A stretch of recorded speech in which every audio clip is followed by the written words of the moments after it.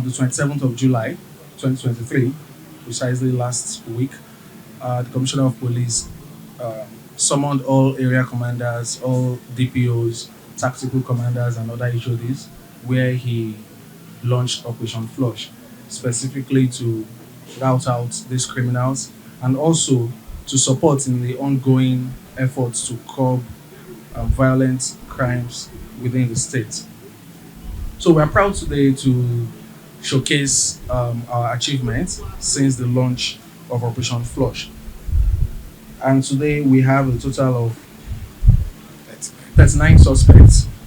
We also have 6 arms recovered, 26 live ammunition, two expended ammunition, and some other arms, battle axe. We also have 4 vehicles recovered today, hard drugs, counterfeit currencies.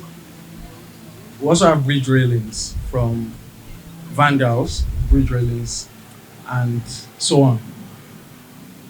I'll be providing the text of this parade, but I'll be talking about 10 of them because they are quite interesting and we stand to learn a lot from them. Sometime in July, that's last month, July 23rd, a police officer, Inspector Sunday Apochi, was killed in the Janike area of Lagos. Many of us heard about that. So we swung into action. The police officer was serving in Zone 2 headquarters, Onikon. But we swung into action and it was painstaking, it was discreet, and it was determined. And we have been able to arrest the suspects behind that murder. They are also here today with us.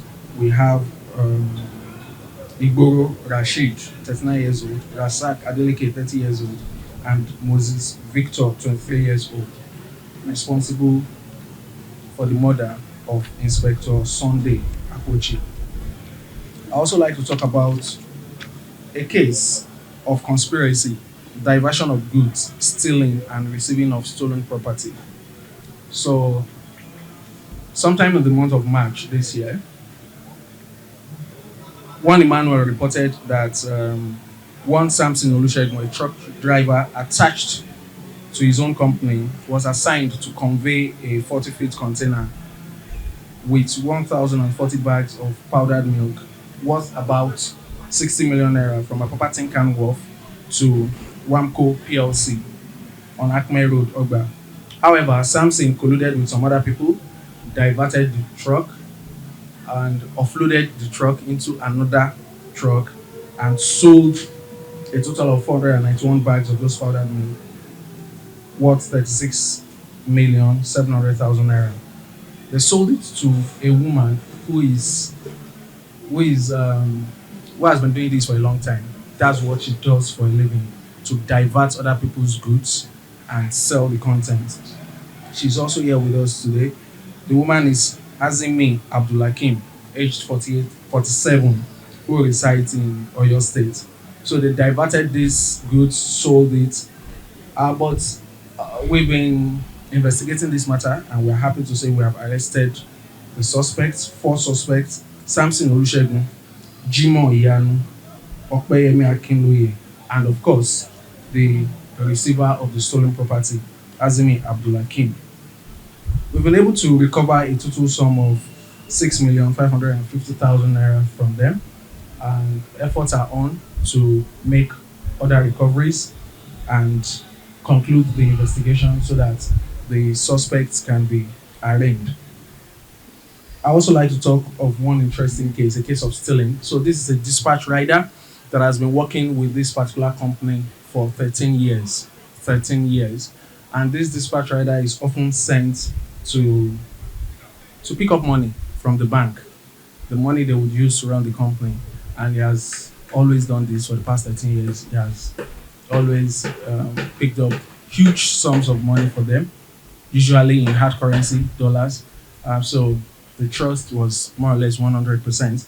But on this fateful day, the suspect, Philip Sampson, aged 40 years, went to pick $45,000 from Zenith Bank on the island, VI, and disappeared with $45,000.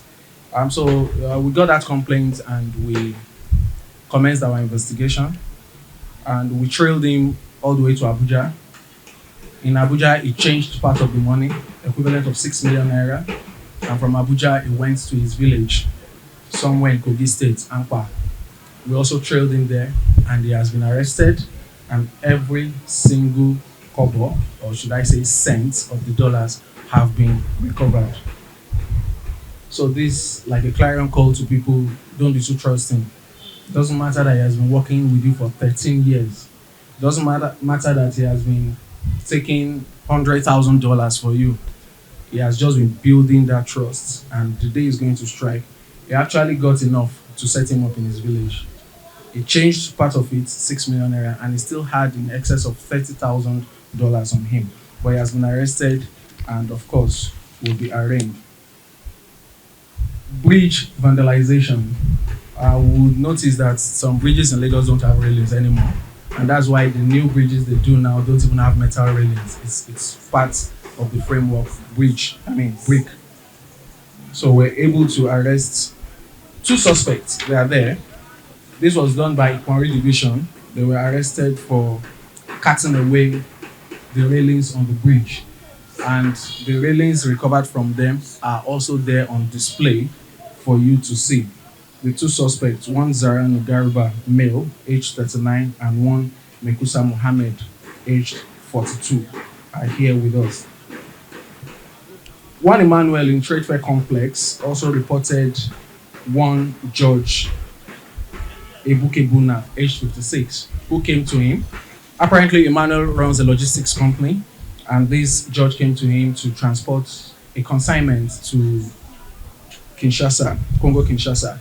But the operator of that courier company decided to verify the contents of the consignment. And when he opened it, he found 245 notes of fake $50. 245 notes, fake $50. And he quickly alerted the police and were able to get him apprehended. He's also here and he will be arraigned accordingly. We have a case here on unlawful possession of firearm, robbery, and cultism. So for most of us that know Doyin bus stop or relay, people have been complaining of robbery on that road.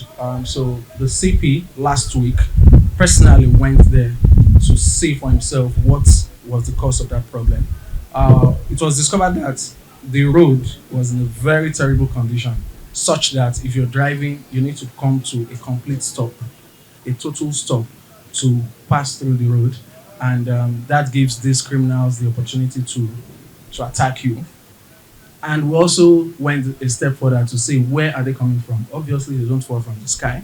Where are they coming from? And it was discovered that there's like a slum around that place called White Sand, where they come out from and also go back to.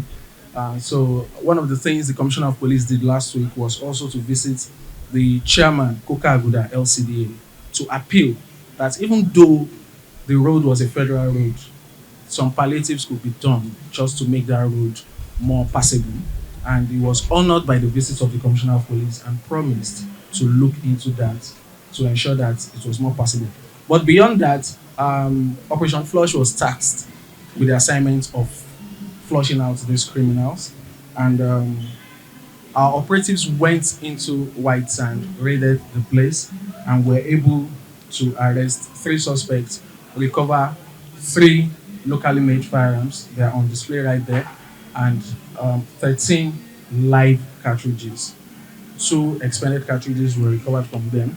The 3 of them are Abbas Uluwatu Singh, Babatunde Daniel, and Fagbon Idris, arrested in the White Sand area of Lagos. Also in Isheri, the DPO Isheri and the area commander area H, under which Isheri falls, also went out to identify drug joints within their area. They went there and stormed the place, after which 5 suspects were arrested. They are here. And several recoveries were made, which include wraps of substances suspected to be Indian hemp, other illicit drugs such as codeine, Colorado, Loud, these are the street names, Colorado, Loud, etc.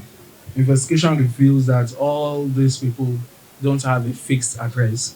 While investigating, want to even know where they came from, but they just hang around, come there, get high, and commit crime. So they have been arrested, and we're proud to say that that drug joint has been disjointed, and we'll continue to raid those places to ensure that criminals don't find a way to cluster together and hibernate in order to commit crime. There is a case here. We have a policy in line with the laws of the land not to allow journalists interview suspects. But I'm going to make an exception today for this particular case. I would allow whoever wants to speak with the suspect to speak with the suspect. I've been able to get the permission of the Commissioner of Police to do this, and that's because it's quite interesting, it resonates with everyone, and it's something everyone should learn from. So it's a case of conspiracy and armed robbery. So on the 8th of July, 2023, a lady reported that she booked a ride. She got into the vehicle, she was picked somewhere around Ikoton, and shortly after the ride started, the driver said he had a flat tire and had to park. But the fact is, he parked at the exact spot where his gang members were waiting. So immediately he parked, the gang members came out to rob him and the passenger. So at that point, the passenger did not even know that the driver was part of it. So they kicked the driver into the back seat with the passenger while they took control of the car and drove away. But after they had gone a bit far away, the driver now came out of his shell to show his true color, like, I'm also part of it. In fact, he was the one that brought out the knife and threatened that. So people need to learn. Take precaution. The moment a driver is saying, I have a flat tire, I need to stop, do all you can. Do all you can. It might be difficult, but do all you can to make sure they don't stop at an isolated area. If you want to stop, let's stop at the next checkpoint. So that if you have to scream, scream. If you have to send a message, send a message. But the moment you hear, I have a flat tire, let all the hairs on your neck stand and know that there's possible danger. So also in the Igomo area of Lagos State, DPO Ijora Badia from his own end of that same Igomo also stormed the shanties there and was able to destroy some slums there, and recovered large amounts of drugs, Indian hemp, white powder suspected to be cocaine, 12 units of security belts, the kind of belts you will see bouncers wear at clubs, 12 units in that slum, 5 units of lanyard. For those who don't know what lanyard is that thing that some people call rope under our uniform, 5. So it was looking like they had all the things to appear like security agents, illicit drugs, 2 knives, 2 cutlasses, 6 speakers from different vehicles. They removed vehicle speakers, 3 reflective jackets. So if they wear the reflective jacket at night from afar, you might actually think these are legit government agents. 2 protective bridge pipes, also the bridge railings, Samsung phones, a toy pistol that looks very much like a real one, and some phone accessories were recovered from the slum, and 5 suspects were arrested.